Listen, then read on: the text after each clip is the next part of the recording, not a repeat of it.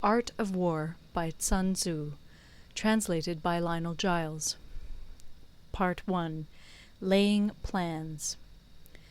Sun Tzu said, "The art of war is of vital importance to the state. It is a matter of life and death, a road either to safety or to ruin. Hence it is a subject of inquiry which can on no account be neglected. The art of war, then, is governed by 5 constant factors, to be taken into account in one's deliberations when seeking to determine the conditions obtaining in the field. These are 1. The moral law, 2. Heaven, 3. Earth, 4. The commander, 5. Method and discipline. The moral law causes the people to be in complete accord with their ruler, so that they will follow him regardless of their lives, undismayed by any danger. Heaven signifies night and day, cold and heat, times and seasons. Earth comprises distances, great and small, danger and security, open ground and narrow passes, the chances of life and death. The commander stands for the virtues of wisdom, sincerity, benevolence, courage, and strictness. By method and discipline are to be understood the marshalling of the army in its proper subdivisions, the graduations of rank among the officers, the maintenance of roads by which supplies may reach the army, and the control of military expenditure. These 5 heads should be familiar to every general. He who knows them will be victorious. He who knows them not will fail.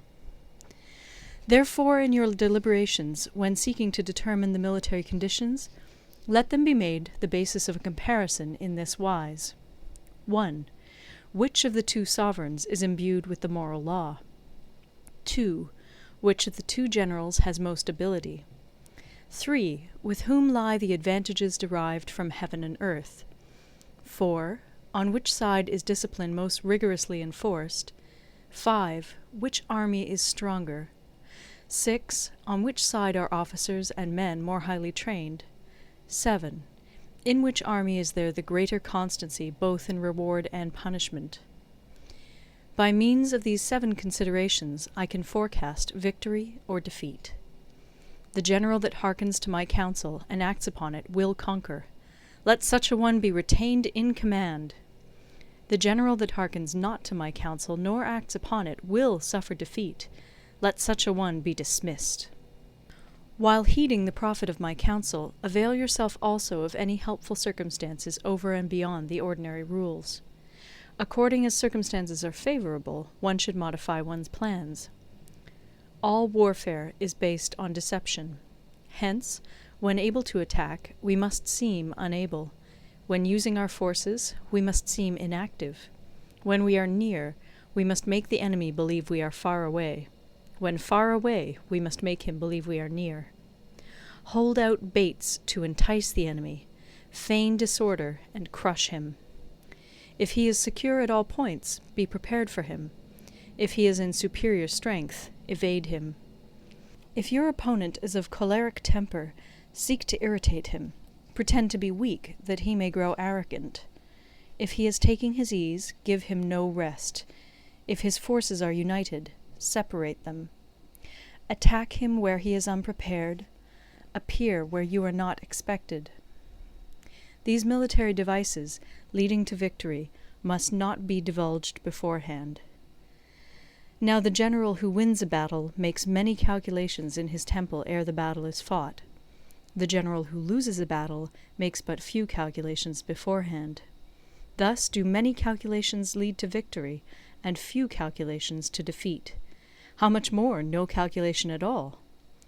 It is by attention to this point that I can foresee who is likely to win or lose. End of Part 1.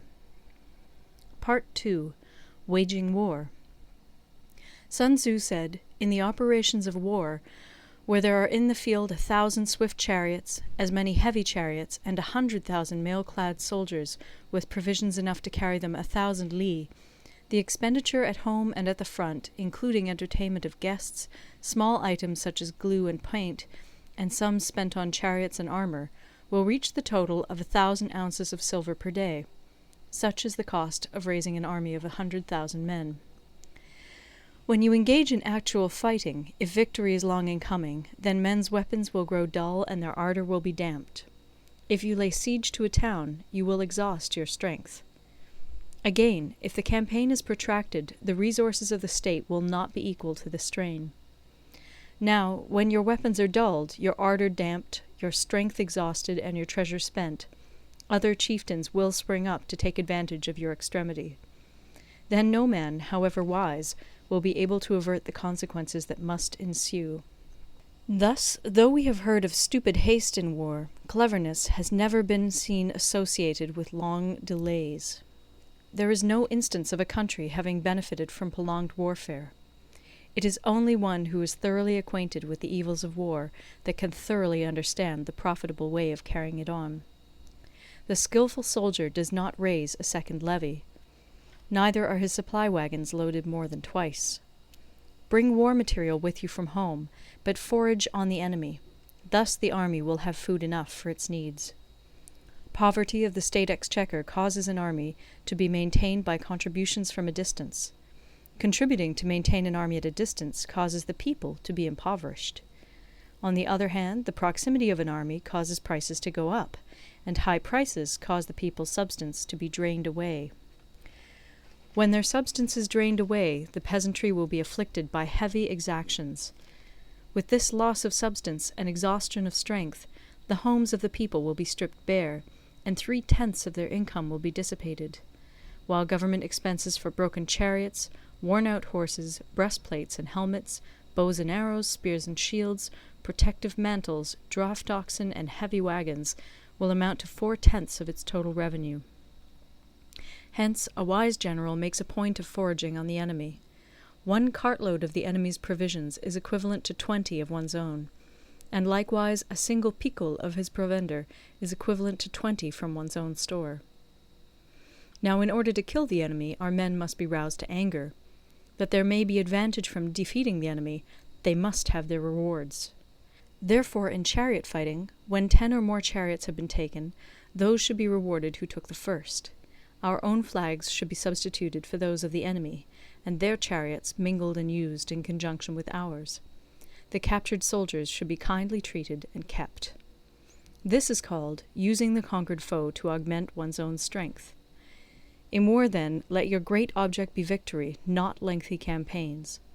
Thus it may be known that the leader of armies is the arbiter of the people's fate, the man on whom it depends whether the nation shall be in peace or in peril. End of Part 2. Part 3. Attack by Stratagem. Sun Tzu said, "In the practical art of war, the best thing of all is to take the enemy's country whole and intact. To shatter and destroy it is not so good. So, too, it is better to recapture an army entire than to destroy it, to capture a regiment, a detachment, or a company entire than to destroy them.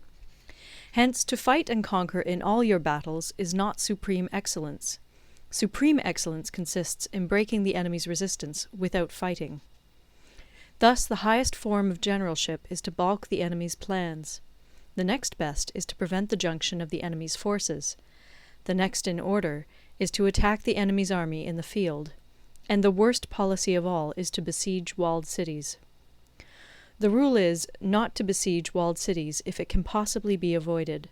The preparation of mantlets, movable shelters, and various implements of war will take up 3 whole months, and the piling up of mounds against the walls will take 3 months more.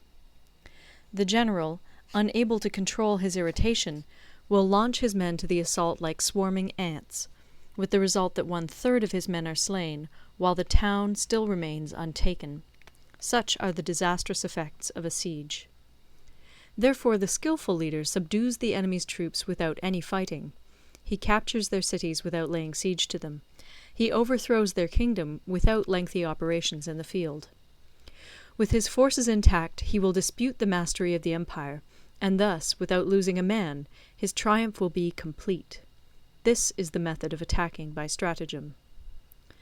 It is the rule in war, if our forces are 10 to the enemy's 1, to surround him; if 5 to 1, to attack him; if twice as numerous, to divide our army into 2. If equally matched, we can offer battle; If slightly inferior in numbers, we can avoid the enemy. If quite unequal in every way, we can flee from him. Hence, though an obstinate fight may be made by a small force, in the end it must be captured by the larger force. Now the general is the bulwark of the state. If the bulwark is complete at all points, the state will be strong. If the bulwark is defective, the state will be weak. There are 3 ways in which a ruler can bring misfortune upon his army. 1. By commanding the army to advance or to retreat, being ignorant of the fact that it cannot obey. This is called hobbling the army. 2. By attempting to govern an army in the same way as he administers a kingdom, being ignorant of the conditions which obtain in an army. This causes restlessness in the soldiers' minds. 3. By employing the officers of his army without discrimination through ignorance of the military principle of adaptation to circumstances. This shakes the confidence of the soldiers. But when the army is restless and distrustful, trouble is sure to come from the other feudal princes. This is simply bringing anarchy into the army, and flinging victory away. Thus we may know that there are 5 essentials for victory. 1. He will win who knows when to fight and when not to fight. 2. He will win who knows how to handle both superior and inferior forces. 3. He will win whose army is animated by the same spirit throughout all its ranks. 4. He will win who, prepared himself, waits to take the enemy unprepared. 5. He will win who has military capacity and is not interfered with by the sovereign. Hence the saying, if you know the enemy and know yourself, you need not fear the result of 100 battles. If you know yourself, but not the enemy, for every victory gained you will also suffer a defeat. If you know neither the enemy nor yourself, you will succumb in every battle. End of Part 3. Part 4. Tactical Dispositions.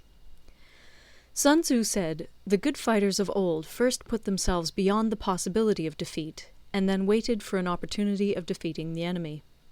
To secure ourselves against defeat lies in our own hands, but the opportunity of defeating the enemy is provided by the enemy himself. Thus the good fighter is able to secure himself against defeat, but cannot make certain of defeating the enemy. Hence the saying, one may know how to conquer without being able to do it." Security against defeat implies defensive tactics. Ability to defeat the enemy means taking the offensive. Standing on the defensive indicates insufficient strength. Attacking, a superabundance of strength.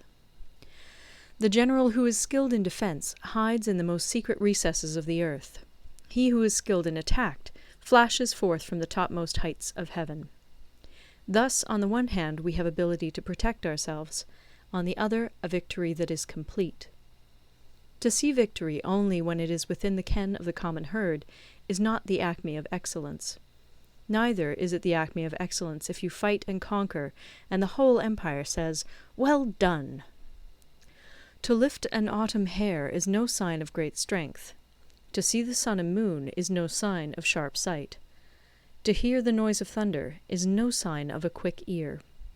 What the ancients called a clever fighter is one who not only wins, but excels in winning with ease. Hence his victories bring him neither reputation for wisdom nor credit for courage. He wins his battles by making no mistakes. Making no mistakes is what establishes the certainty of victory, for it means conquering an enemy that is already defeated. Hence the skillful fighter puts himself into a position which makes defeat impossible, and does not miss the moment for defeating the enemy. Thus it is that in war the victorious strategist only seeks battle after the victory has been won, whereas he who is destined to defeat first fights and afterwards looks for victory. The consummate leader cultivates the moral law and strictly adheres to method and discipline. Thus it is in his power to control success. In respect of military method we have, firstly, measurement, secondly, estimation of quantity, thirdly, calculation, fourthly, balancing of chances, fifthly, victory. Measurement owes its existence to earth, estimation of quantity to measurement, calculation to estimation of quantity, balancing of chances to calculation, and victory to balancing of chances. A victorious army opposed to a routed one is as a pound's weight placed in the scale against a single grain. The onrush of a conquering force is like the bursting of pent-up waters into a chasm 1,000 fathoms deep. End of Part 4. Part 5. Energy. Sun Tzu said, "The control of a large force is the same principle as the control of a few men. It is merely a question of dividing up their numbers." Fighting with a large army under your command is nowise different from fighting with a small one. It is merely a question of instituting signs and signals. To ensure that your whole host may withstand the brunt of the enemy's attack and remain unshaken, this is effected by maneuvers direct and indirect. That the impact of your army may be like a grindstone dashed against an egg, this is effected by the science of weak points and strong. In all fighting, the direct method may be used for joining battle, but indirect methods will be needed in order to secure victory.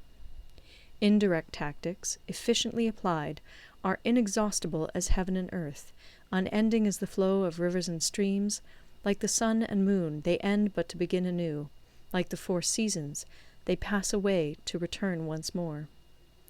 There are not more than 5 musical notes, yet the combinations of these 5 give rise to more melodies than can ever be heard.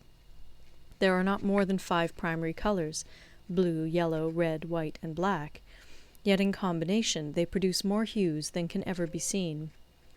There are not more than 5 cardinal tastes, sour, acrid, salt, sweet, bitter, yet combinations of them yield more flavors than can ever be tasted. In battle there are not more than 2 methods of attack, the direct and the indirect, yet these 2 in combination give rise to an endless series of maneuvers. The direct and the indirect lead on to each other in turn. It is like moving in a circle. You never come to an end. Who can exhaust the possibilities of their combination? The onset of troops is like the rush of a torrent which will even roll stones along in its course. The quality of decision is like the well-timed swoop of a falcon, which enables it to strike and destroy its victim. Therefore, the good fighter will be terrible in his onset and prompt in his decision. Energy may be likened to the bending of a crossbow, decision to the releasing of a trigger.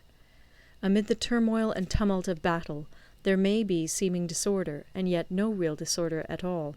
Amid confusion and chaos, your array may be without head or tail, yet it will be proof against defeat. Simulated disorder postulates perfect discipline. Simulated fear postulates courage. Simulated weakness postulates strength.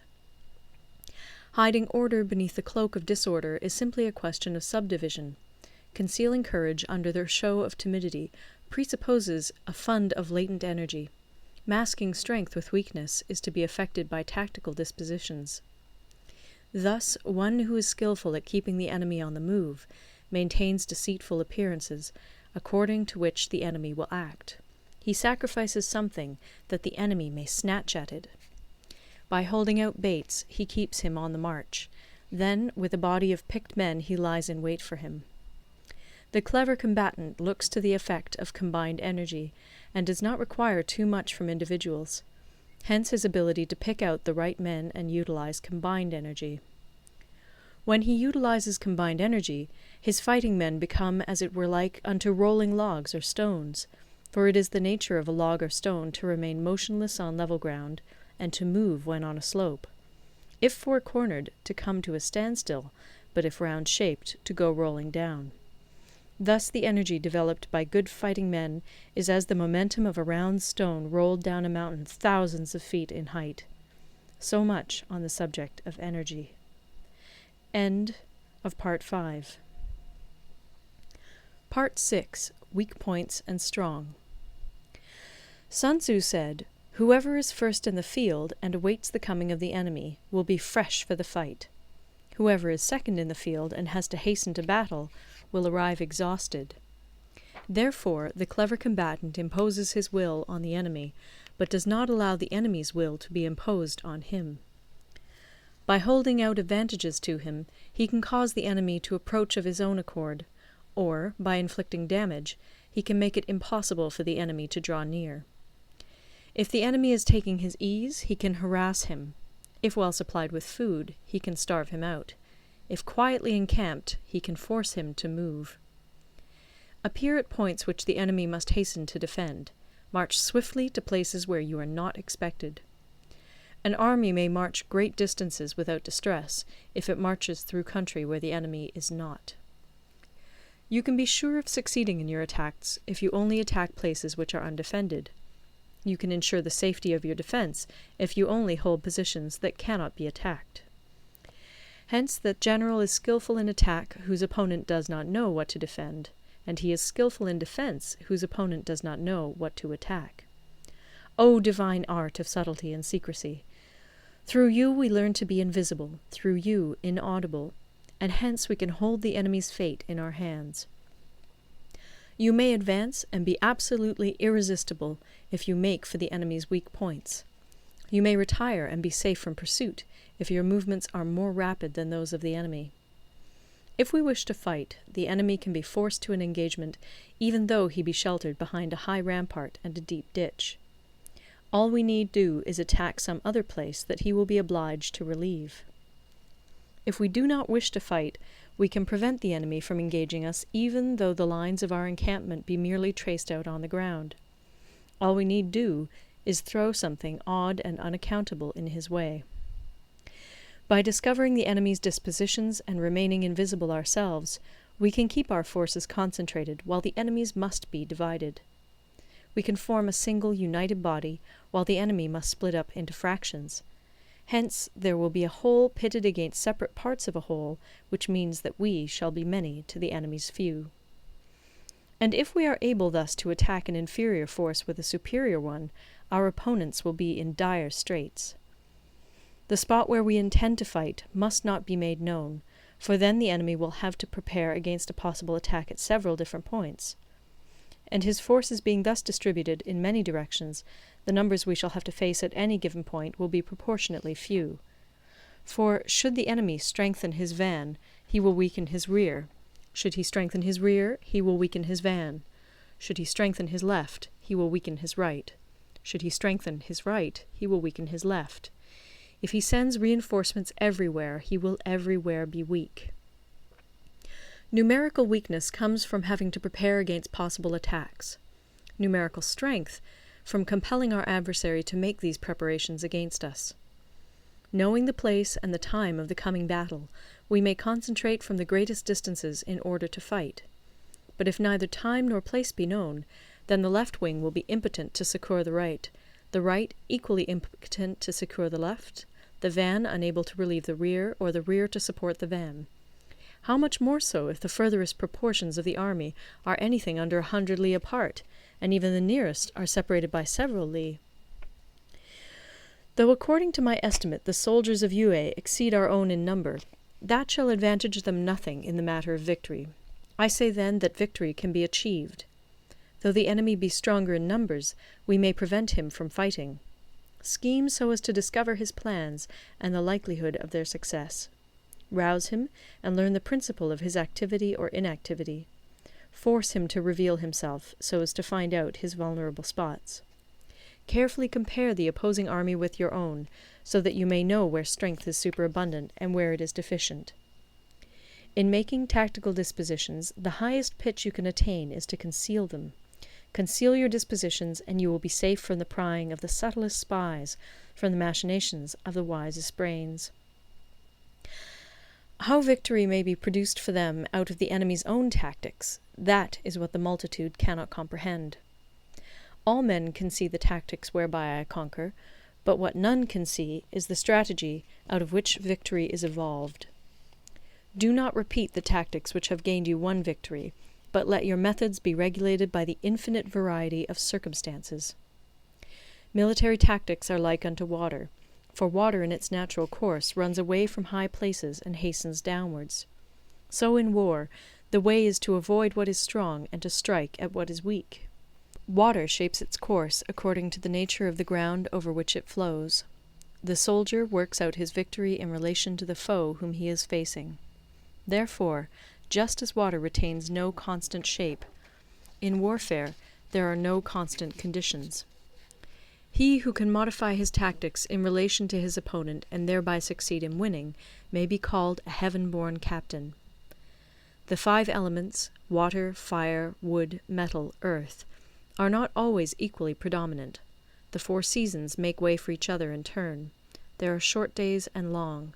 The moon has its periods of waning and waxing. End of Part 6. Part 7. Maneuvering. Sun Tzu said, "In war, the general receives his commands from the sovereign. Having collected an army and concentrated his forces, he must blend and harmonize the different elements thereof before pitching his camp. After that comes tactical maneuvering, than which there is nothing more difficult. The difficulty of tactical maneuvering consists in turning the devious into the direct, and misfortune into gain. Thus, to take a long and circuitous route, after enticing the enemy out of the way, and those starting after him, to contrive to reach the goal before him, shows knowledge of the artifice of deviation. Maneuvering with an army is advantageous, with an undisciplined multitude most dangerous. If you set a fully equipped army in march in order to snatch an advantage, the chances are that you will be too late. On the other hand, to detach a flying column for the purpose involves the sacrifice of its baggage and stores. Thus, if you order your men to roll up their buff coats and make forced marches without halting day or night, covering double the usual distance at a stretch, doing 100 li in order to wrest an advantage, the leaders of all your 3 divisions will fall into the hands of the enemy. The stronger men will be in front, the jaded ones will fall behind, and on this plan only 1/10 of your army will reach its destination. If you march 50 li in order to outmaneuver the enemy, you will lose the leader of your first division, and only half your force will reach the goal. If you march 30 li with the same object, 2/3 of your army will arrive. We may take it then that an army without its baggage train is lost. Without provisions, it is lost. Without bases of supply, it is lost.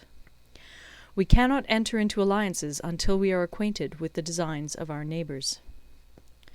We are not fit to lead an army on the march unless we are familiar with the face of the country, its mountains and forests, its pitfalls and precipices, its marshes and swamps. We shall be unable to turn natural advantage to account unless we make use of local guides. In war, practice dissimulation and you will succeed. Whether to concentrate or to divide your troops must be decided by circumstances. Let your rapidity be that of the wind, your compactness that of the forest. In raiding and plundering be like fire, in immovability like a mountain. Let your plans be dark, and impenetrable as night, and when you move, fall like a thunderbolt. When you plunder a countryside, let the spoil be divided amongst your men. When you capture new territory, cut it up into allotments for the benefit of the soldiery.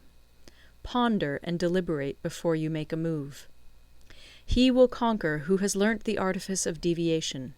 Such is the art of maneuvering. The Book of Army Management says, "On the field of battle, the spoken word does not carry far enough.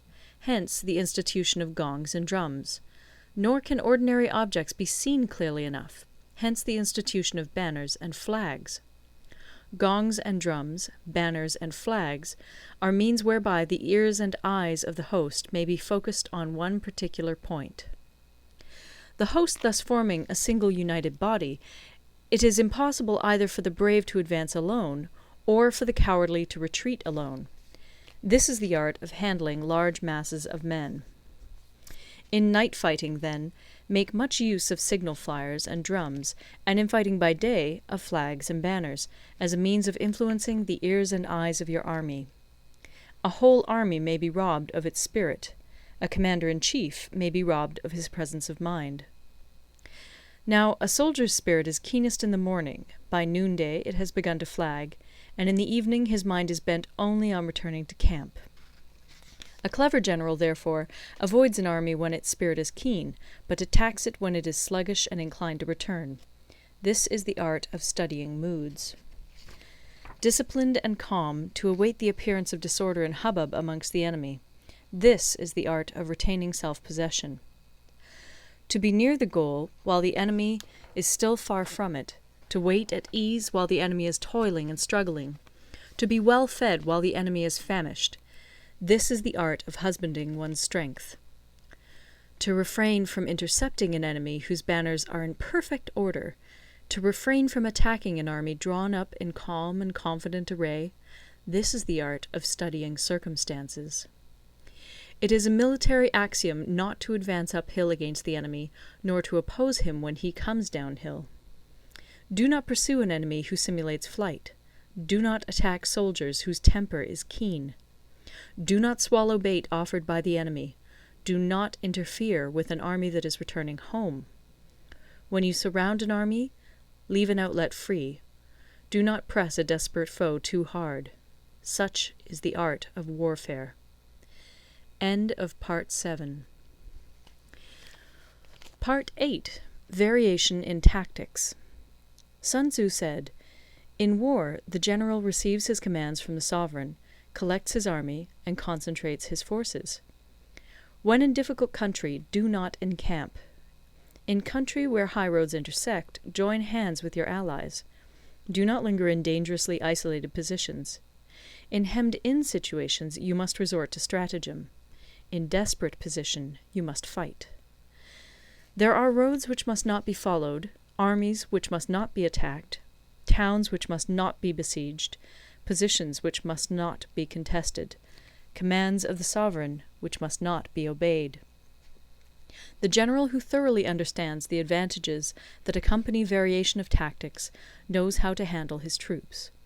The general who does not understand these may be well acquainted with the configuration of the country, yet he will not be able to turn his knowledge to practical account.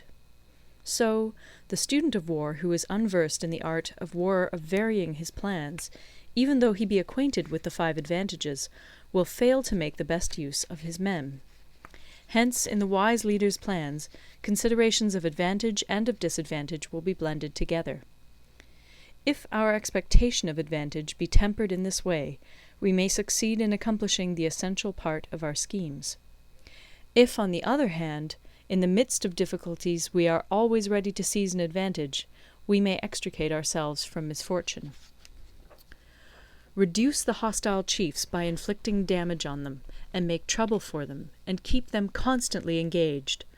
Hold out specious allurements, and make them rush to any given point.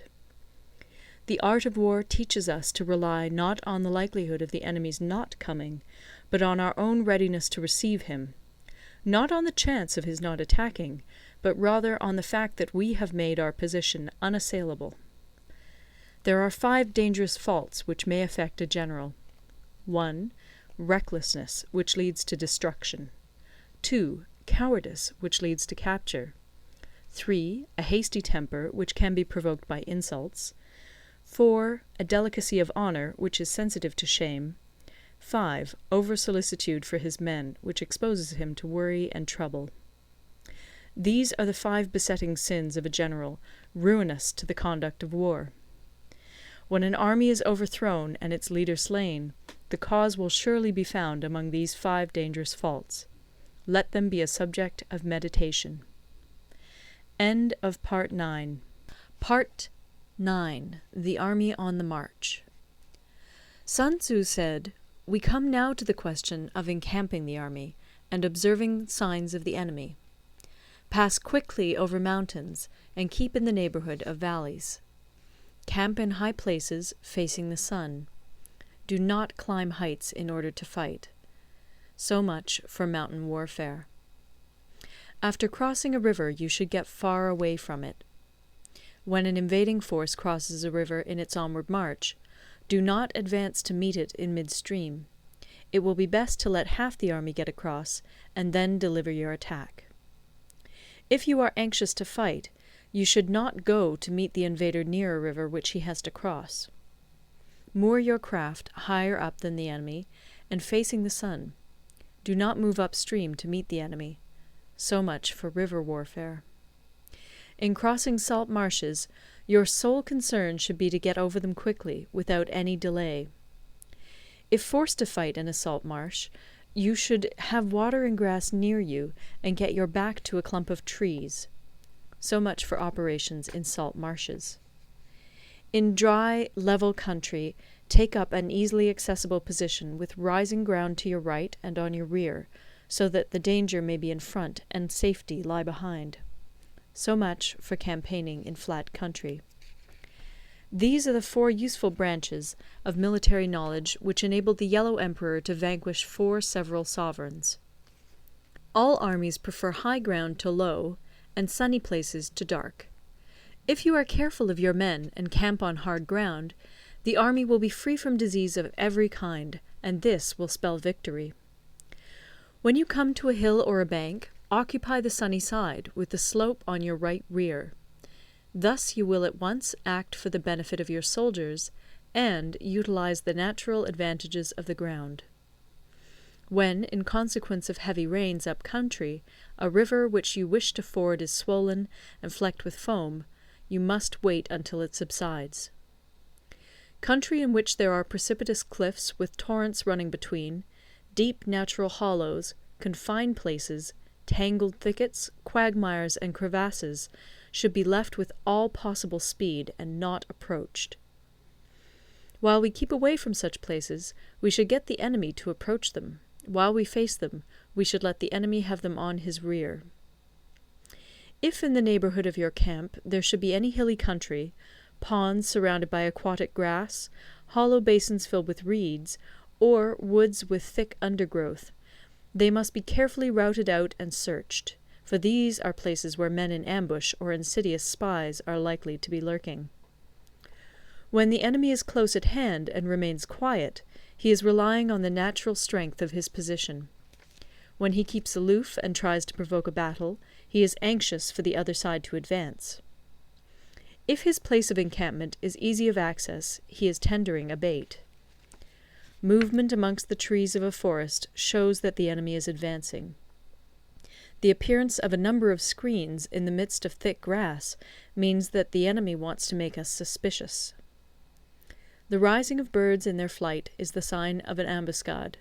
Startled beasts indicate that a sudden attack is coming. When there is dust rising in a high column, it is the sign of chariots advancing. When the dust is low, but spread over a wide area, it betokens the approach of infantry.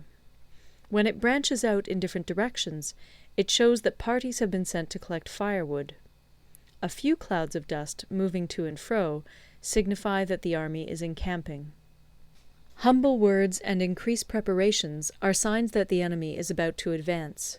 Violent language and driving forward as if to the attack are signs that he will retreat. When the light chariots come out first and take up a position on the wings, it is a sign that the enemy is forming for battle. Peace proposals unaccompanied by a sworn covenant indicate a plot. When there is much running about, and the soldiers fall into rank, it means that the critical moment has come.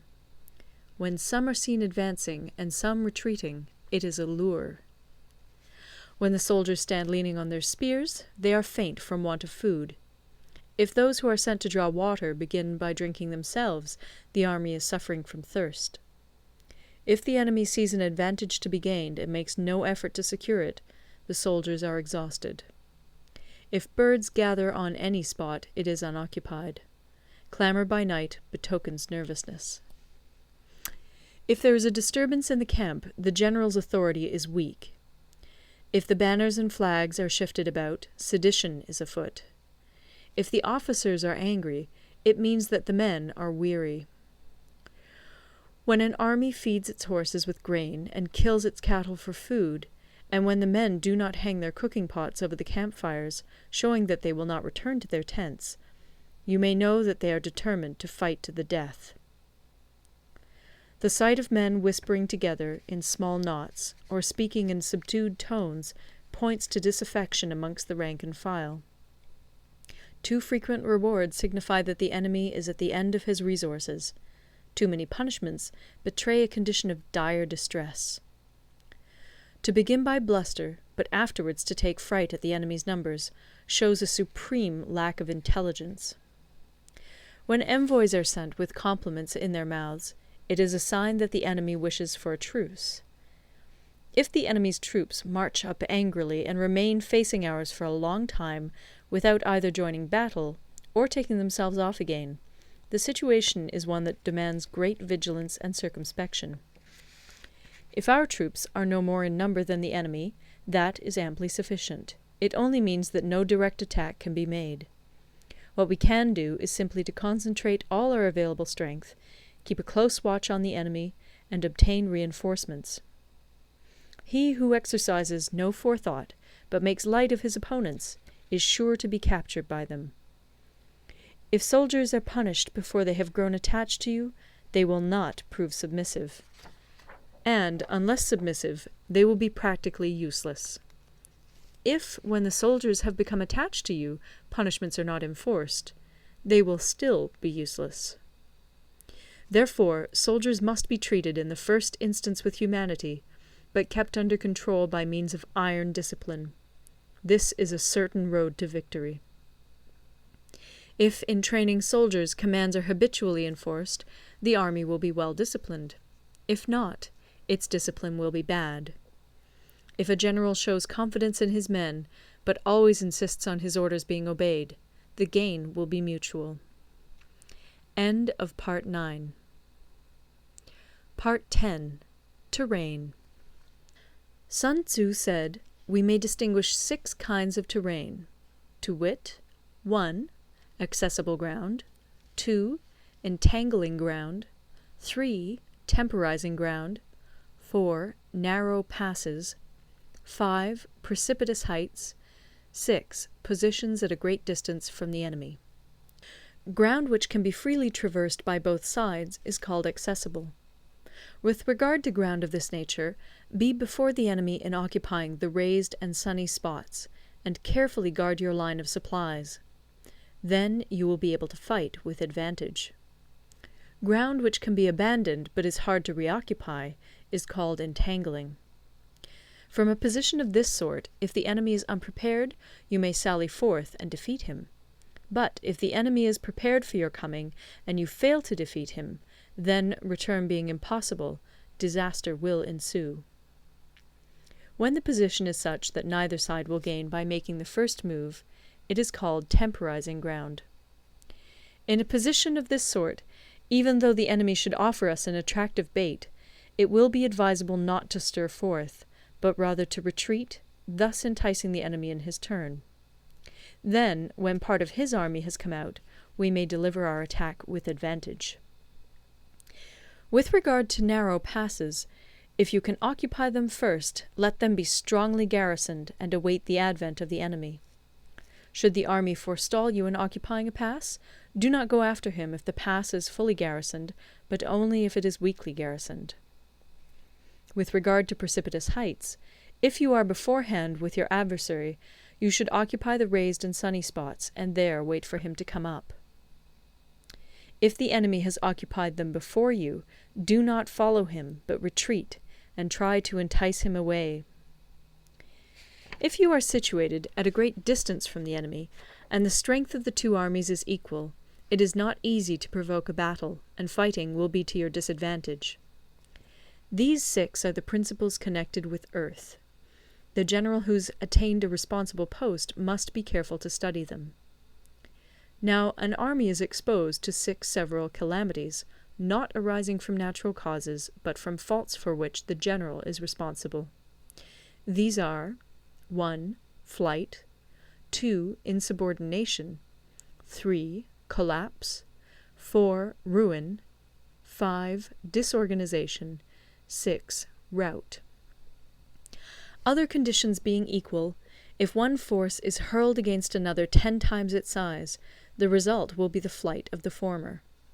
When the common soldiers are too strong and their officers too weak, the result is insubordination. When the officers are too strong and the common soldiers too weak, the result is collapse. When the higher officers are angry and insubordinate, and on meeting the enemy give battle on their own account from a feeling of resentment, before the commander-in-chief can tell whether or not he is in a position to fight, the result is ruin. When the general is weak and without authority, when his orders are not clear and distinct, when there are no fixed duties assigned to officers and men, and the ranks are formed in a slovenly, haphazard manner, the result is utter disorganization. When a general, unable to estimate the enemy's strength, allows an inferior force to engage a larger one, or hurls a weak detachment against a powerful one, and neglects to place picked soldiers in the front rank, the result must be rout. These are 6 ways of courting defeat, which must be carefully noted by the general who has attained a responsible post. The natural formation of the country is the soldier's best ally, but a power of estimating the adversary, of controlling the forces of victory, and of shrewdly calculating difficulties, dangers, and distances, constitutes the test of a great general. He who knows these things, and in fighting puts his knowledge into practice, will win his battles. He who knows them not, nor practices them, will surely be defeated. If fighting is sure to result in victory, then you must fight, even though the ruler forbid it. If fighting will not result in victory, then you must not fight even at the ruler's bidding. The general who advances without coveting fame, and retreats without fearing disgrace, whose only thought is to protect his country and do good service for his sovereign, is the jewel of the kingdom. Regard your soldiers as your children, and they will follow you into the deepest valleys. Look upon them as your own beloved sons, and they will stand by you even unto death. If, however, you are indulgent, but unable to make your authority felt, kind-hearted, but unable to enforce your commands, and incapable, moreover, of quelling disorder, then your soldiers must be likened to spoilt children. They are useless for any practical purpose. If we know that our own men are in a condition to attack, but are unaware that the enemy is not open to attack, we have gone only half-way towards victory. If we know that the enemy is open to attack, but are unaware that our own men are not in a condition to attack, we have gone only half-way towards victory. If we know that the enemy is open to attack, and also know that our men are in a condition to attack, but are unaware that the nature of the ground makes fighting impracticable, we have still only gone half-way towards victory. Hence the experienced soldier, once in motion, is never bewildered. Once he has broken camp, he is never at a loss. Hence the saying, "If you know the enemy and know yourself, your victory will not stand in doubt. If you know heaven and know earth, you may make your victory complete." End of Part 10. Part 11. The 9 Situations. Sun Tzu said, "The art of war recognizes 9 varieties of ground. 1. Dispersive ground. 2. Facile ground. 3. Contentious ground. 4. Open ground. 5. Ground of intersecting highways. 6. Serious ground. 7. Difficult ground. 8. Hemmed-in ground. 9. Desperate ground. When a chieftain is fighting in his own territory, it is dispersive ground. When he has penetrated into hostile territory, but to no great distance, it is facile ground. Ground the possession of which imports great advantage to either side is contentious ground.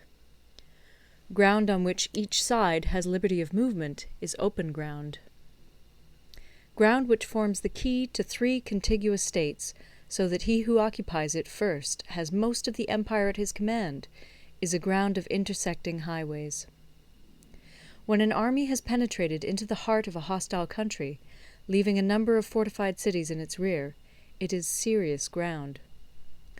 Mountain forests, rugged steeps, marshes, and fens, all country that is hard to traverse, this is difficult ground. Ground which is reached through narrow gorges, and from which we can only retire by tortuous paths, so that a small number of the enemy would suffice to crush a large body of our men, this is hemmed-in ground. Ground on which we can only be saved from destruction by fighting without delay is desperate ground. On dispersive ground, therefore, fight not. On facile ground, halt not. On contentious ground, attack not. On open ground, do not try to block the enemy's way. On the ground of intersecting highways, join hands with your allies. On serious ground, gather in plunder. In difficult ground, keep steadily on the march. On hemmed-in ground, resort to stratagem. On desperate ground, fight. Those who were called skillful leaders of old knew how to drive a wedge between the enemy's front and rear, to prevent cooperation between his large and small divisions, to hinder the good troops from rescuing the bad, the officers from rallying their men. When the enemy's men were united, they managed to keep them in disorder. When it was to their advantage, they made a forward move. When otherwise, they stopped still. If asked how to cope with a great host of the enemy in orderly array, and on the point of marching to the attack, I should say, begin by seizing something which your opponent holds dear. Then he will be amenable to your will. Rapidity is the essence of war. Take advantage of the enemy's unreadiness. Make your way by unexpected routes, and attack unguarded spots. The following are the principles to be observed by an invading force. The further you penetrate into a country, the greater will be the solidarity of your troops, and thus the defenders will not prevail against you. Make forays in fertile country in order to supply your army with food. Carefully study the well-being of your men, and do not overtax them. Concentrate your energy and hoard your strength. Keep your army continually on the move, and devise unfathomable plans. Throw your soldiers into positions whence there is no escape, and they will prefer death to flight. If they will face death, there is nothing they may not achieve. Officers and men alike will put forth their uttermost strength. Soldiers, when in desperate straits, lose the sense of fear. If there is no place of refuge, they will stand firm. If they are in hostile country, they will show a stubborn front. If there is no help for it, they will fight hard. Thus, without waiting to be marshalled, the soldiers will be constantly on the qui-vive. Without waiting to be asked, they will do your will. Without restrictions, they will be faithful. Without giving orders, they can be trusted.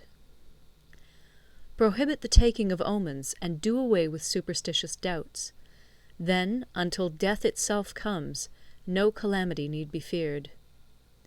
If our soldiers are not overburdened with money, it is not because they have a distaste for riches. If their lives are not unduly long, it is not because they are disinclined to longevity. On the day they are ordered out to battle, your soldiers may weep, those sitting up bedewing their garments, and those lying down, letting the tears run down their cheeks. But let them once be brought to bay, and they will display the courage of a Chu or a Kui. The skilful tactician may be likened to the Shuai-jan. Now, the Shuai-jan is a snake that is found in the Ch'ung Mountains. Strike at its head, and you will be attacked by its tail. Strike at its tail, and you will be attacked by its head. Strike at the middle, and you will be attacked by head and tail both. Asked if an army can be made to imitate the Shuai-jan, I should answer yes. For the men of Wu and the men of Yue are enemies. Yet if they are crossing a river in the same boat and are caught by a storm, they will come to each other's assistance, just as the left hand helps the right. Hence, it is not enough to put one's trust in the tethering of horses and the burying of chariot wheels in the ground. The principle on which to manage an army is to set up one standard of courage, which all must reach. How to make the best of both strong and weak, that is a question involving the proper use of ground. Thus, the skilful general conducts his army just as though he were leading a single man, willy-nilly, by the hand. It is the business of a general to be quiet, and thus ensure secrecy, upright and just, and thus maintain order. He must be able to mystify his officers and men by false reports and appearances, and thus keep them in total ignorance. By altering his arrangements and changing his plans, he keeps the enemy without definite knowledge. By shifting his camp and taking circuitous routes, he prevents the enemy from anticipating his purpose. At the critical moment, the leader of an army acts like one who has climbed up a height and then kicks away the ladder behind him. He carries his men deep into hostile territory before he shows his hand. He burns his boats and breaks his cooking pots. Like a shepherd driving a flock of sheep, he drives his men this way and that, and nothing knows whither he is going. To muster his host and bring it into danger, this may be termed the business of the general. The different measures suited to the 9 varieties of ground, the expediency of aggressive or defensive tactics, and the fundamental laws of human nature, these are things that must most certainly be studied. When invading hostile territory, the general principle is that penetrating deeply brings cohesion. Penetrating but a short way means dispersion. When you leave your own country behind and take your army across neighborhood territory, you find yourself on critical ground. When there are means of communication on all 4 sides, the ground is one of intersecting highways. When you penetrate deeply into a country, it is serious ground. When you penetrate but a little way, it is facile ground. When you have the enemy's strongholds on your rear and narrow passes in front, it is hemmed-in ground. When there is no place of refuge at all, it is desperate ground. Therefore, on dispersive ground I would inspire my men with unity of purpose. On facile ground, I would see that there is close connection between all parts of my army. On contentious ground, I would hurry up my rear. On open ground, I would keep a vigilant eye on my defences. On ground of intersecting highways, I would consolidate my alliances. On serious ground, I would try to ensure a continuous stream of supplies. On difficult ground, I would keep pushing on along the road. On hemmed-in ground, I would block any way of retreat. On desperate ground, I would proclaim to my soldiers the hopelessness of saving their lives. For it is the soldier's disposition to offer an obstinate resistance when surrounded, to fight hard when he cannot help himself, and to obey promptly when he has fallen into danger. We cannot enter into alliance with neighbouring princes until we are acquainted with their designs. We are not fit to lead an army on the march unless we are familiar with the face of the country, its mountains and forests, its pitfalls and precipices, its marshes and swamps. We shall be unable to turn natural advantages to account unless we make use of local guides. To be ignored of any one of the following 4 or 5 principles does not befit a warlike prince. When a warlike prince attacks a powerful state, his generalship shows itself in preventing the concentration of the enemy's forces. He overawes his opponents, and their allies are prevented from joining against him. Hence he does not strive to ally himself with all and sundry, nor does he foster the power of other states. He carries out his own secret designs, keeping his antagonists in awe. Thus he is able to capture their cities and overthrow their kingdoms. Bestow rewards without regard to rule, issue orders without regard to previous arrangements, and you will be able to handle a whole army as though you had to do with but a single man. Confront your soldiers with the deed itself. Never let them know your design. When the outlook is bright, bring it before their eyes, but tell them nothing when the situation is gloomy. Place your army in deadly peril, and it will survive. Plunge it into desperate straits, and it will come off in safety. For it is precisely when a force has fallen into harm's way that it is capable of striking a blow for victory. Success in warfare is gained by carefully accommodating ourselves to the enemy's purpose. By persistently hanging on the enemy's flank, we shall succeed in the long run in killing the commander-in-chief.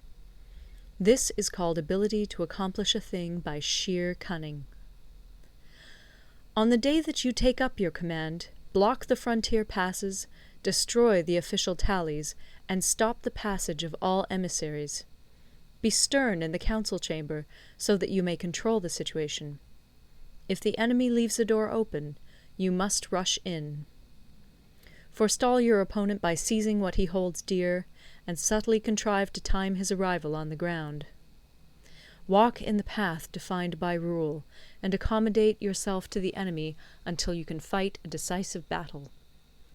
At first, then, exhibit the coyness of a maiden, until the enemy gives you an opening. Afterwards emulate the rapidity of a running hare, and it will be too late for the enemy to oppose you. End of Part 11. Part 12. The Attack by Fire. Sun Tzu said, "There are 5 ways of attacking with fire. The first is to burn soldiers in their camp. The second is to burn stores. The third is to burn baggage trains. The fourth is to burn arsenals and magazines. The fifth is to hurl dropping fire amongst the enemy." In order to carry out an attack, we must have means available. The material for raising fire should always be kept in readiness. There is a proper season for making attacks with fire, and special days for starting a conflagration. The proper season is when the weather is very dry. The special days are those when the moon is in the constellations of the Sieve, the Wall, the Wing, or the Crossbar, for these 4 are all days of rising wind.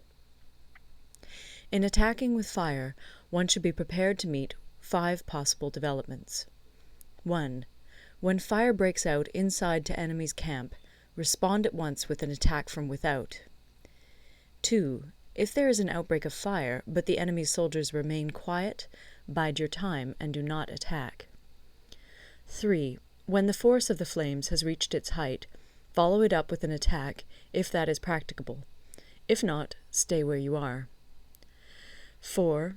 If it is possible to make an assault with fire from without, do not wait for it to break out within, but deliver your attack at a favorable moment. 5. When you start a fire, be to windward of it. Do not attack from the leeward.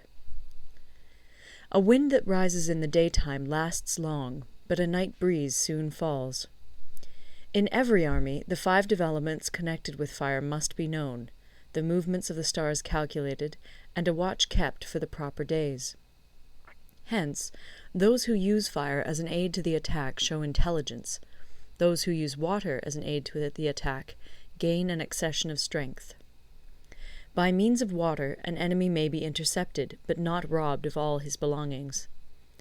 Unhappy is the fate of one who tries to win his battles and succeed in his attacks without cultivating the spirit of enterprise, for the result is a waste of time and general stagnation. Hence the saying, "The enlightened ruler lays his plans well ahead. The good general cultivates his resources." Move not unless you see an advantage. Use not your troops unless there is something to be gained. Fight not unless the position is critical.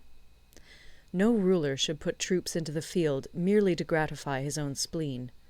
No general should fight a battle simply out of pique. If it is to your advantage, make a forward move. If not, stay where you are. Anger may in time change to gladness. Vexation may be succeeded by content. But a kingdom that has once been destroyed can never come again into being, nor can the dead ever be brought back to life. Hence the enlightened ruler is heedful, and the good general full of caution. This is the way to keep a country at peace and an army intact. End of Part 12. Part 13. The Use of Spies. Sun Tzu said, "Raising a host of 100,000 men and marching them great distances entails heavy loss on the people and a drain on the resources of the state. The daily expenditure will amount to 1,000 ounces of silver. There will be commotion at home and abroad, and men will drop down exhausted on the highways. As many as 700,000 families will be impeded in their labor. Hostile armies may feast each other for years, striving for the victory which is decided in a single day. This being so, to remain in ignorance of the enemy's condition simply because one grudges the outlay of 100 ounces of silver in honors and emoluments is the height of inhumanity. One who acts thus is no leader of men, no present help to his sovereign, no master of victory. Thus, what enables the wise sovereign and the good general to strike and conquer and achieve things beyond the reach of ordinary men is foreknowledge. Now, this foreknowledge cannot be elicited from spirits. It cannot be obtained inductively from experience, nor by any deductive calculation. Knowledge of the enemy's dispositions can only be obtained from other men. Hence the use of spies, of whom there are 5 classes. 1. Local spies. 2. Inward spies. 3. Converted spies. 4. Doomed spies. 5. Surviving spies. When these 5 kinds of spy are all at work, none can discover the secret system. This is called divine manipulation of the threads. It is the sovereign's most precious faculty. Having local spies means employing the services of the inhabitants of a district. Having inward spies, making use of officials of the enemy. Having converted spies, getting hold of the enemy's spies and using them for our own purposes. Having doomed spies, doing certain things openly for purposes of deception, and allowing our spies to know of them and report them to the enemy. Surviving spies, finally, are those who bring back news from the enemy's camp. Hence it is that none in the whole army are more intimate relations to be maintained than with spies. None should be more liberally rewarded. In no other business should greater secrecy be preserved. Spies cannot be usefully employed without a certain intuitive sagacity. They cannot be properly managed without benevolence and straightforwardness. Without subtle ingenuity of mind, one cannot make certain of the truth of their reports. Be subtle, and use your spies for every kind of business. If a secret piece of news is divulged by a spy before the time is ripe, he must be put to death together with the man to whom the secret was told. Whether the object be to crush an army, to storm a city, or to assassinate an individual, it is always necessary to begin by finding out the names of the attendants, the aides-de-camp, and doorkeepers and sentries of the general in command. Our spies must be commissioned to ascertain these. The enemy's spies, who have come to spy on us, must be sought out, tempted with bribes, led away, and comfortably housed. Thus they will become converted spies and available for our service. It is through the information brought by the converted spy that we are able to acquire and employ local and inward spies. It is owing to this information again that we can cause the doomed spy to carry false tidings to the enemy. Lastly, it is by this information that the surviving spy can be used on appointed occasions. The end and aim of spying in all its 5 varieties is knowledge of the enemy, and this knowledge can only be derived in the first instance from the converted spy. Hence it is essential that the converted spy be treated with the utmost liberality. Of old, the rise of the Yin dynasty was due to Yi Qi, who had served under the Xia. Likewise, the rise of the Chu dynasty was due to Liu Ya, who had served under the Yin.